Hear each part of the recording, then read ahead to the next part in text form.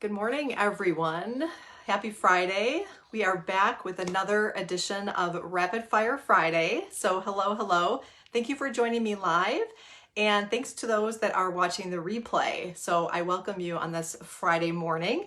I do these Rapid Fire Fridays every Friday at 10 a.m. Central. And they, of course, are going to be recorded, so you can always watch the replay later. So I'm really glad that you're here. And just to introduce myself really quick for those new members in the community, my name is Annette Conrad and I'm the lead creative and virtual instructor and owner of Edible Impressions. And we're located just north of downtown Milwaukee, Wisconsin.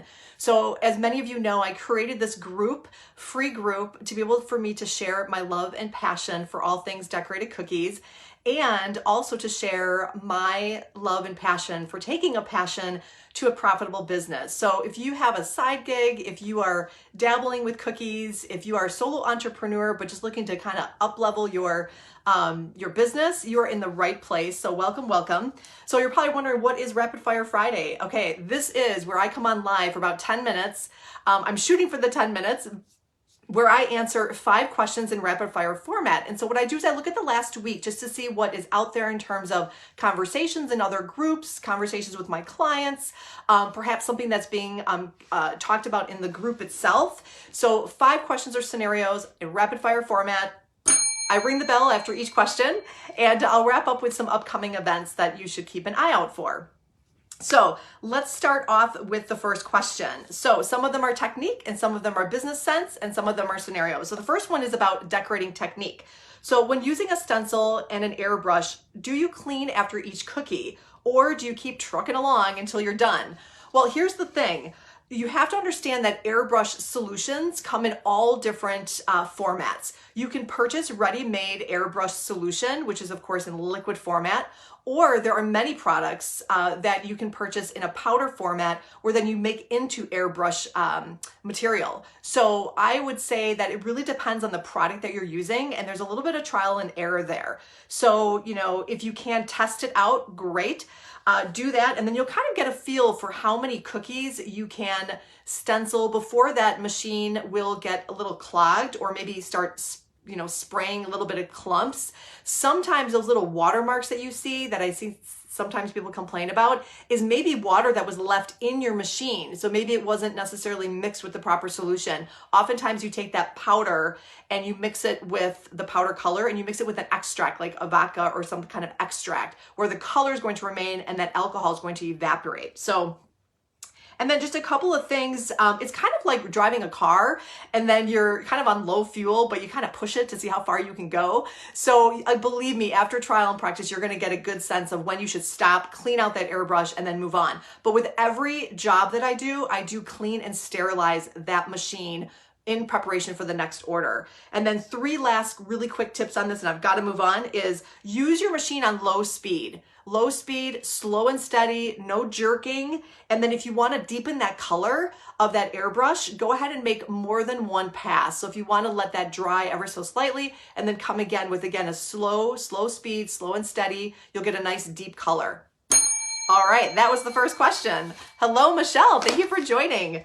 Nice to see you. Okay, so here's a great scenario that came up very recently. So a school near me ordered 16 dozen cookies and they paid 50% in advance and 50% is still remaining. The school reached out and said that they were not able to pay until the product was delivered. Now, the cookier that posted this was a little caught off guard because her policy is that the order is paid in full before the delivery.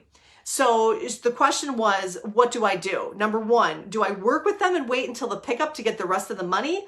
Or do I tell them the remaining by the week before, I need the remaining of the payment the week before and lose risk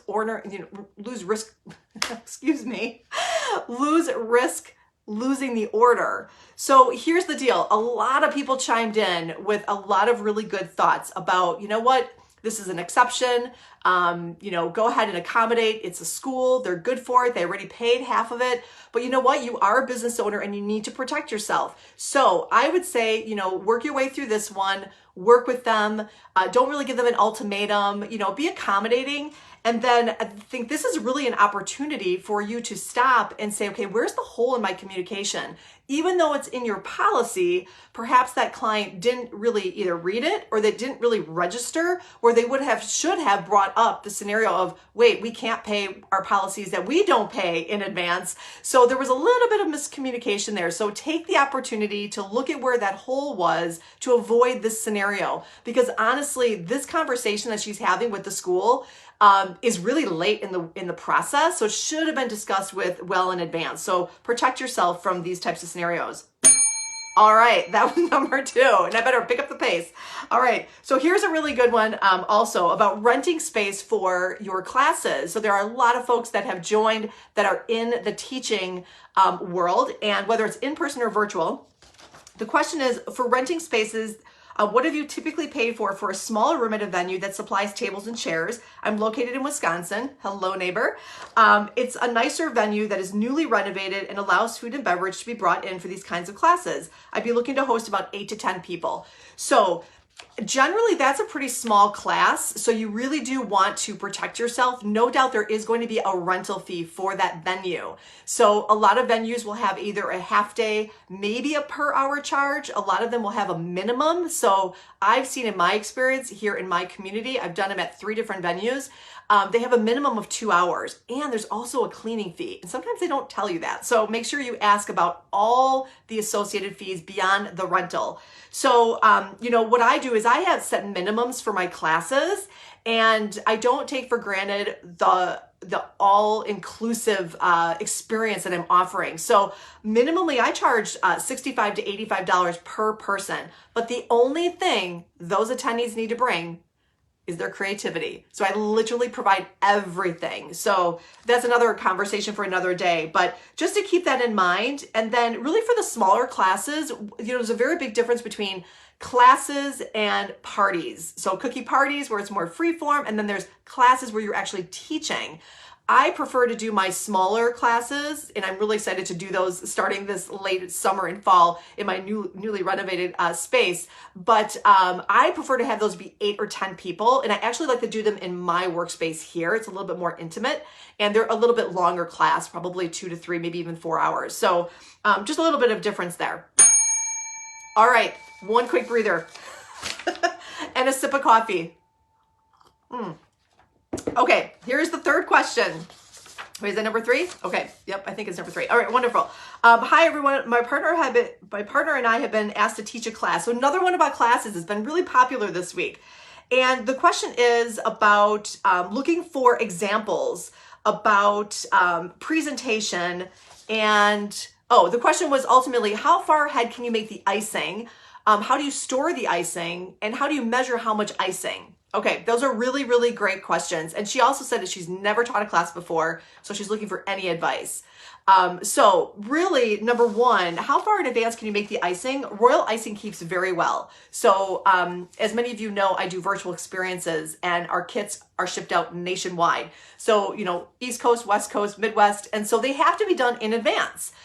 So here's the thing. It's a couple things. You want to make sure it's the right consistency, not too thin, not too thick, that it will withstand making them in advance with no cool storage, right? The water will separate, but in your instruction sheet or when you're talking with people on that virtual experience, the first thing you want them to do is mix up that frosting again. So there's nothing wrong with that water settling, but you do want to communicate that. If you want to make them in advance, not necessarily shipping out, but preparing for a class, and you want to avoid that separation because you want your icing bags to look like they were just made, what I would do is I would make those, put them in the freezer in an airtight container. You will have 0 separation. And then the night before the party, or definitely 3 or 4 hours before, bring them out of the freezer. Don't unwrap that box because you want to avoid condensation on those icing bags, and then they'll be ready to go. So yeah, make your frosting in advance. Save yourself some time. And then the amount of frosting, the only thing I can tell you is you have to try based on your cookies and your designs. I mean, it's really hard. I can tell you for all of our cookie decorating kits in our collection, we do 2 full tablespoons. That's it. 3 colors for 8 big cookies. So again, it really just depends. I see a lot of folks fill their bag. I mean, they're giving them a lot of frosting that they could probably decorate 40 or 50 cookies. So ease up on the frosting. It's very deceiving. There's a lot of frosting in there and it will take care of all those cookies you have in your kits. Oh, and one more thing. With that conversation in that group that I was in, oh my gosh, people were so crazy. They were asking, I have a planning checklist that I created for an off-site that I'm happy to share with you. So I will put that out in the next poll. But if you want that, that checklist sooner than later, just send me a DM and I'll send that to you. Okay. All right, on to the final, is this the final question? Ooh, I lost a little track here, but that's okay. All right, one more question and then we'll go on to upcoming events. All right, so this morning's phone call with a client that I have. This one is a scenario, as I promised that, you know, I've got clients that are all over the country and it's really fun. It's one of the most fun things that I love about my job is I get to connect with people and talk about what their needs are and offer recommendations and really specialize and customize to suit their needs. And so long story short, I had a client who ordered, 117 cookie decorating kits that we shipped out to all of their employees as part of an appreciation that they will be decorating on their own at their own pace.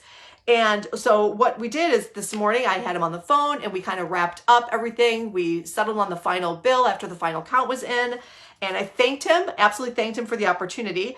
I asked him for a testimonial because he was very pleased with the service and very pleased with the responsiveness throughout the whole process. I also reminded him that the picture that I sent him, that he should save it for future reference. And also if he wouldn't mind sharing it with a few of his colleagues. Okay, so you can see where I'm going here. I'm not closing the door with that client. This is a first-time client until I set up the opportunity for a future opportunity. So in my brief conversation, as I'm going through all these things, what was I sharing with him was, hey, Bruce, one more thing. Not only do we do cookie decorating kits, but have you seen our gallery? Do you know that we do favor bags and gift tins and platters? And hey, if you ever need a small gift tin as an appreciation or a thank you for a client or a prospective client, we can do that. So it was so lovely. And so now we left off as he is going to get back with me after I send him some more pictures of other presentations. So you can see, even though that order was closed, we're going to continue our conversation for a future opportunity. So he's super excited.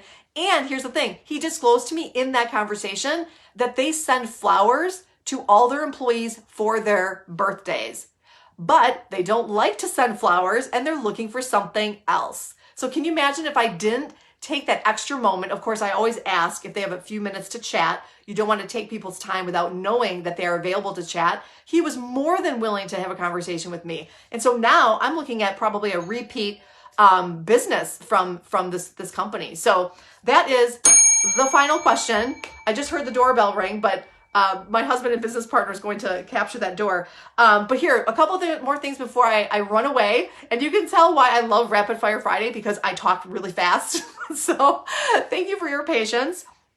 The next upcoming masterclass, super excited. It's about hand lettering. So thank you for all those folks that voted in the poll. I will be doing another poll for April 27th, which is our next technique masterclass. So I always like to cover something of that interest of you, for you.